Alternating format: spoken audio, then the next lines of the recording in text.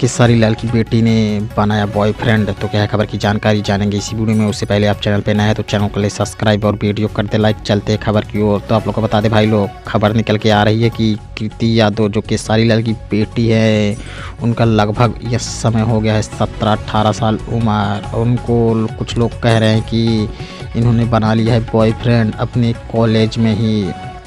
इस खबर को सुनकर खेसारी लाल के भाई और खेसारी लाल दोनों हो गए हैं आग बबूला। बोल रहे हैं ये सब खबर फैलाना बंद करो, मुझे बदनाम करने के चक्कर में मेरी बेटी को क्यों ला रहे हो बीच में। तो आपको क्या लगता है, किसी को बदनाम करने के लिए उसके परिवार को बीच में लाना चाहिए कि नहीं? अपना राय कमेंट बॉक्स में ज़रूर बताया। और आप लोग को बता दें ये सब बस एक सोची साजिश है खेसारी लाल के परिवार को और खेसारी लाल को बदनाम करने के लिए। इनकी बेटी बहुत संस्कारी लड़की है। वो बोल रही थी मैं पढ़ लिख के बनूंगी IAS टॉपर, मुझे फिल्मों में नहीं आना है।